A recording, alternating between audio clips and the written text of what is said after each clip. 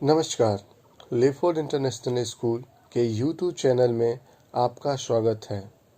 मैं दिवाकर कुमार, हिंदी शिक्षक, आज आपके लिए मशहूर प्रगतिवादी तथा मानवतावादी कवि, भारतीय ज्ञानपीठ पुरस्कार 1968 तथा पद्म भूषण 1961 से अलंकृत कवि श्री सुमित्रानंदन पंत के द्वारा रचित काव्य, जो कि छठी कक्षा के प्रथम पाठ में प्रार्थना के रूप में है, उसे बतलाऊंगा। सर्वप्रथम हम सुमित्रानंदन पंत के बारे में जानते हैं। इनका जन्म अल्मोड़ा जिले के कसौनी ग्राम में सन में हुआ था, जो कि उत्तराखंड राज्य में अभी है। पहले वो उत्तर प्रदेश राज्य में हुआ करता था। इनके बचपन का नाम गुसाई दत्त था, जो कि सुमित्रा जी को पसंद नहीं था, इसलिए उन्होंने अपना नाम बदलकर सुमित्रानंदन पंत रख लिया। इनके पिता का नाम गंगादत्त पंत था। इनकी माता का निधन इनके जन्म के समय में ही हो गई थी। बचपन से ही इन्हें प्रकृति में बहुत ज़्यादा प्रेम था, विश्वास था। प्रकृति के प्रति बहुत ज़्यादा अत्यंत मोह था इनका। 1910 ईस्वी में शिक्षा प्राप्त करने के लिए गवर्नमेंट हाई स्कूल अल्मोड़ा गए। वहाँ पे कुछ दिनों तक शिक्षा ग्रहण करने के बाद वे 1917 ईस्वी में भाई के साथ काशी चले गए और वहाँ वे क्वींस कॉलेज में पढ़ने लगे। मैट्रिक उत्तीर्ण कर वे इलाहाबाद के मेयोर कॉलेज में अपनी आगे की पढ़ाई शुरू की, परंतु 1921 में असहयोग आंदोलन के दौरान गांधी जी से प्रेरित होकर उन्होंने अंग्रेजों से जुड़ी सभी चीज़ों का बहिष्कार किया और महाविद्यालय भी छोड़ दी, जिससे उनकी पढ़ाई लिखाई थोड़ी बहुत बाधित हुई। परंतु उन्होंने हिम्मत नहीं हारी और घर पे ही हिंदी, बांग्ला, संस्कृत, अंग्रेजी और भाषा साहित्य का अध्ययन करने लगे। यहीं पे उनके अंदर एक कवि का गुण निखरा। महात्मा गांधी के साथ रहने से उनमें आत्मा के प्रकाश का अनुभव हुआ, अर्थात उन्हें अपने अंदर की शक्ति की पहचान हुई कि वो क्या कर सकते हैं। उनके अंदर बहुत कुछ है। उसके पश्चात 1926 ईस्वी में उनका प्रसिद्ध काव्य संकलन पल्लव का प्रकाशन हुआ, जो कि बहुत ही मशहूर रचना है। उनके द्वारा की गई जो रचना है उनमें से 1938 ईस्वी में प्रगतिशील मासिक पत्रिका रूपाभ का संपादन किया। तत्पश्चात वे 1950 से 1957 तक आकाशवाणी से जुड़े रहे, अर्थात रेडियो से जुड़े रहे। उसके बाद उनकी विचारधारा योगी अरविंद से प्रभावित हुई, जिसे उनकी रचना स्वर्ण किरण और स्वर्ण धुली में देखी जा सकती है। इनकी रचनाओं में उछंदवास, पल्लव, वाणी, युगांत, ग्राम्या, गुंजन, ग्रंथि, स्वर्ण किरण, स्वर्ण धुली, कला और बूढ़ा चांद, लोकायतन, चितंबरा, सत्यम काम आदि महत्वपूर्ण हैं। उनके जीवन काल में कुल 27 पुस्तकें प्रकाशित हुई, जिनमें कविताएं, नाटक और निबंध शामिल हैं। तारापथ उनकी प्रतिनिधि कविताओं का संकलन है। उन्होंने ज्योत्सना नामक रूपक का भी रचना किया। डॉक्टर हरिवंश राय बच्चन के साथ मिलकर खादी के फूल नामक कविता संग्रह का भी प्रकाशन उन्होंने प्रकाशित करवाया जो बोले। उपयुक्त तमाम रचनाओं में से आज हम एक कविता को जानेंगे, जो इस प्रकार है। जग जीवन में हो चीर महान, सौंदर्यपूर्ण और सत्य प्राण, मैं उसका प्रेमी बनूं नाथ, जो हो मानव के हित समान। इस कविता में कवि भगवान से कुछ मांग रहे हैं, जैसा कि हम भी मांगते हैं। परंतु हम क्या मांगते हैं? अपने सुख सुविधा के लिए, भगवान मुझे पैसा दे दो, भगवान मुझे घर दे दो, भगवान मुझे कार दे दो, भगवान मेरे घर में एसी लगवा दो, इतना पैसा दो कि हमें कोई दिक्कत नहीं हो। पर कभी ये सब नहीं मांगते हैं। कभी मांगते हैं कि मुझे ऐसा बनाओ कि मैं अच्छी बातें, अच्छी चीज़ों को ही चाहूँ, बुरी चीज़ों के तरफ मेरा ध्यान न जाए। क्योंकि उपभोग अर्थात उपयोग वाली वस्तु समाप्त हो जाती है, परंतु अच्छी चीज़ें जैसे सत्य, ईमानदारी, संस्कार आदि कभी समाप्त नहीं होते हैं, जिसे कवि के द्वारा मांगा जा रहा है। कवि कहते हैं कि मैं उसका प्रेमी बनूं नाथ। कवि कहते हैं कि मैं उसका प्रेमी बनूं नाथ, अर्थात हे भगवान, मैं उन चीज़ों से प्यार करूं जो इस संसार में अर्थात जग में हमेशा अच्छा और बड़ा रहे, अर्थात मैं हमेशा अच्छे लोगों के साथ रहूं और अच्छी बातें करूं, किसी गलत संगत में ना पड़ूं।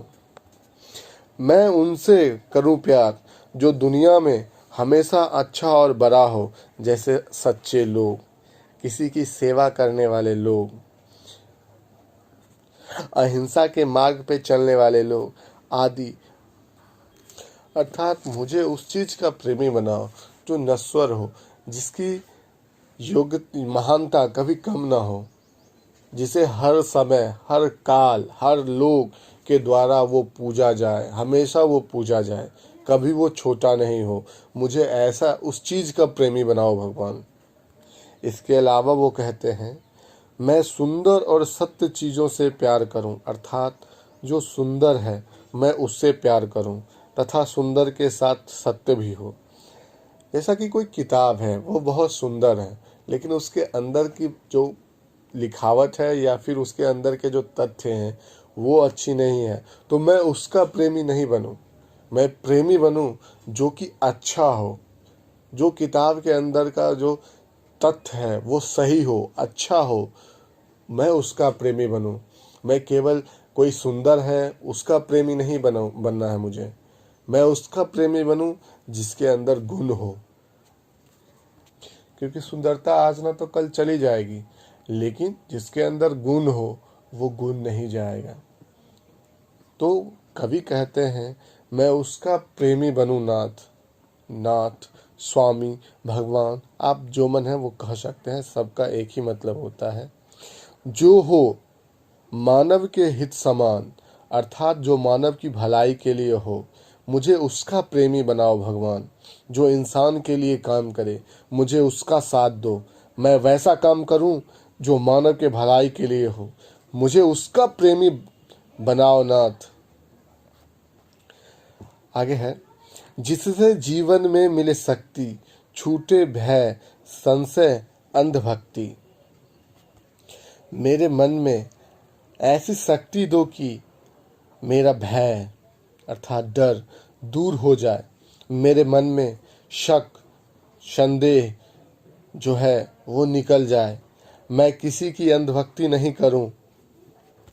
ऐसा शक्ति दो मुझे भगवान कि मेरे अंदर का डर, भय सब निकाल दो। इस प्रकार का मुझे मन का शक्ति दो, क्योंकि तन का शक्ति से ये पॉसिबल नहीं है कि हम अपने अंदर का डर दूर कर सकें। और मैं किसी का अंधभक्ति नहीं करूं। अंधभक्ति का मतलब कि बिना किसी कुछ सोचे समझे किसी पे विश्वास कर लेना। आजकल हमारे समाज में हो रहा है ना, बहुत सारे बाबा हैं जिन पे हम आंख मूंद के विश्वास कर लेते हैं कि वो हमें सत्य का मार्ग दिखाएंगे।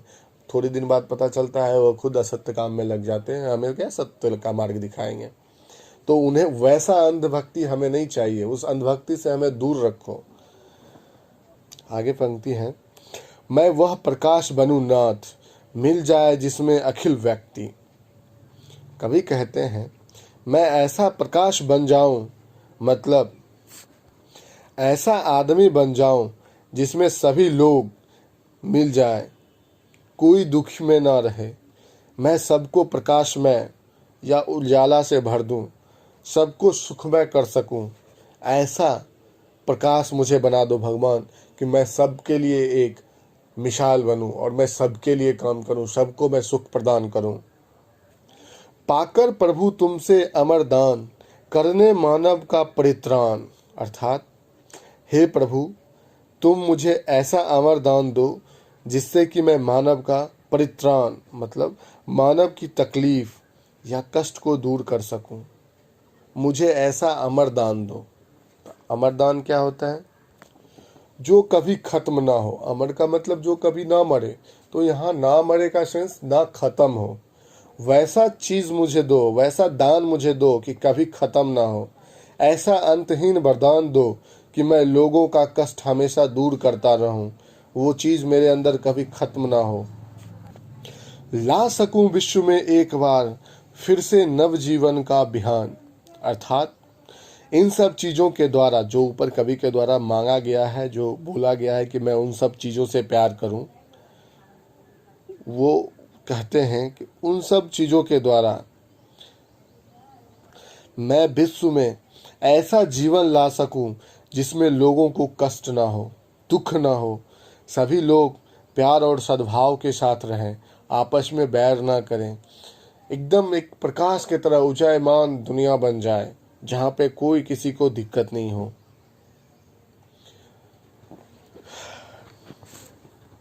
इस कविता का यही आशय था।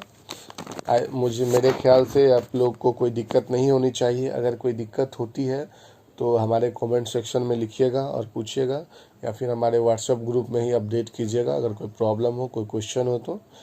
इसके बाद इस पाठ में कुछ कठिन शब्द हैं जिन्हें आप देख लीजिएगा, याद कर लीजिएगा।